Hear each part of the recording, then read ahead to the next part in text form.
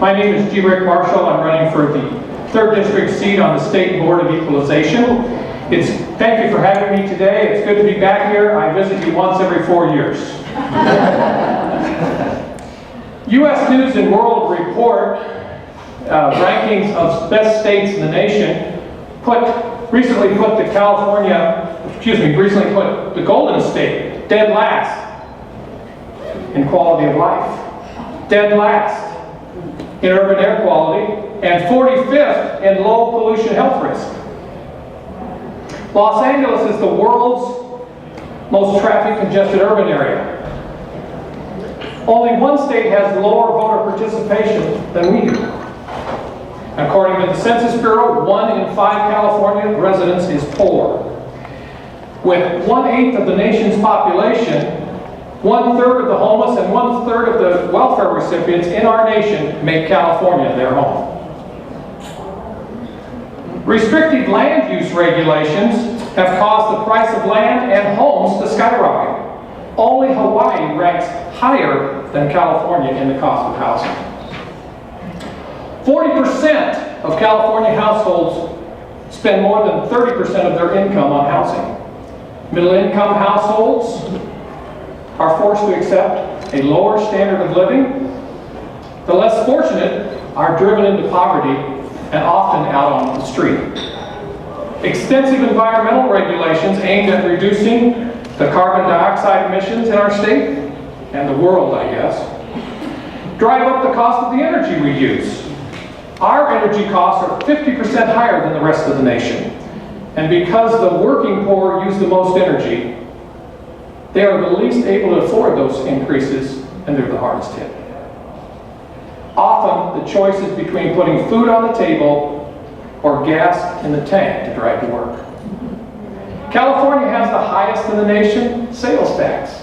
We have the 2nd highest in the nation gas tax with the recently enacted 12-cent a gallon tax increase. And trust me, there's more on the way.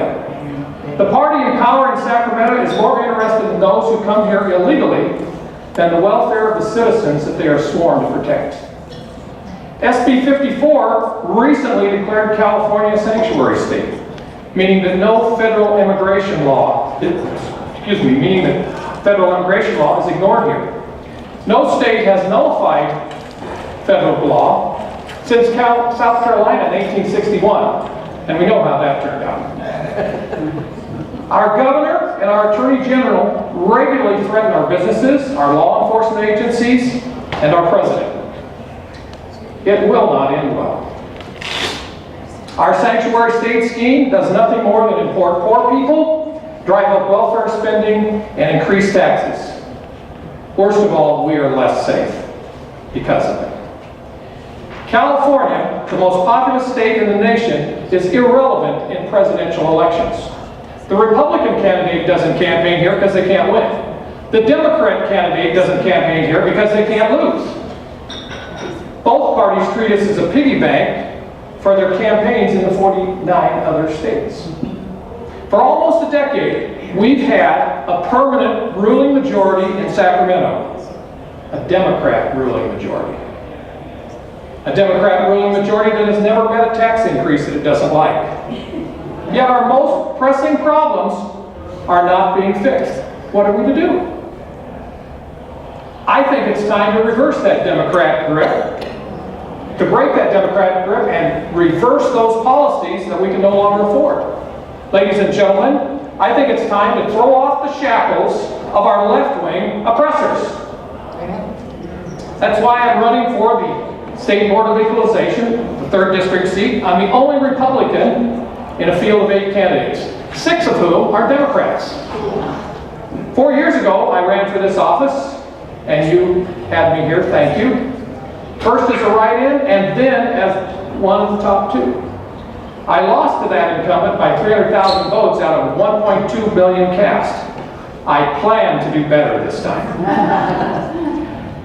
In the 3 counties that make up my district, Ventura, Los Angeles, and San Bernardino, I won San Bernardino and Ventura County. Thank you, Ventura County. For those of you who don't know, the State Board of Equalization was created by constitutional amendment in 1879. And to ensure uniform and fair property tax assessments. The board consists of 4 members elected by district, and the state controller. All 5 seats are up for election every time the governor is, and the term of office is 4 years. This time, with the exception of the state controller, an entirely new board will be elected because term limits throughout districts 1 and 3 and members in districts 2 and 4 are running for other offices. The state board used to be our tax collector of all our taxes except income tax.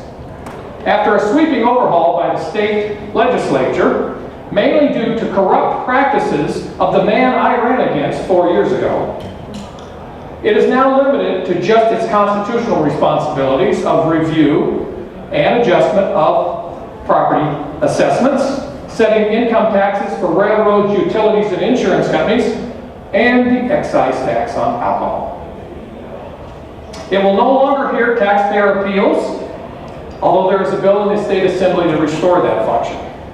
I am the Chief Executive Officer of the California Taxpayer Action Network. We are a statewide all-volunteer nonprofit group dedicated to promoting fiscal responsibility and transparency in local government.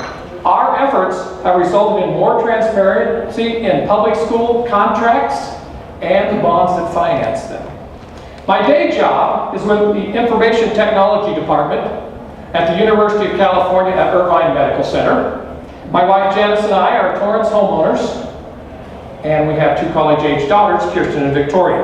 I currently serve on the Planning Commission in the City of Torrance. I've raised money for muscular dystrophy. I've delivered presents to children of prisoners at Christmas time through Project Angel Tree, and I've mentored young men and women through Junior Achievement.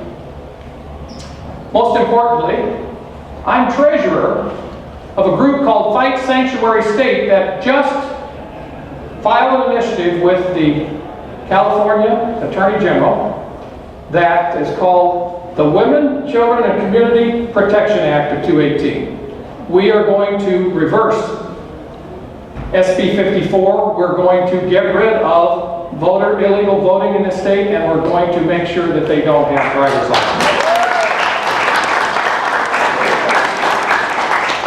Plato once said the penalty that good men pay for indifference to public affairs is to be ruled by evil men. I think he was describing us right here, right now. It's time to break that totalitarian grip of one-party, Democrat, left-wing rule in this state, because blue state policies are demonstrably a failure. We need a viable second party to take on the Democrats.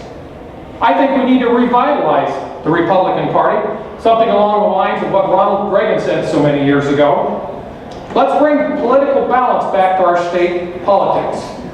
Let's stand for free enterprise, the rule of law, and freedom of speech. And let's be relevant again in presidential elections.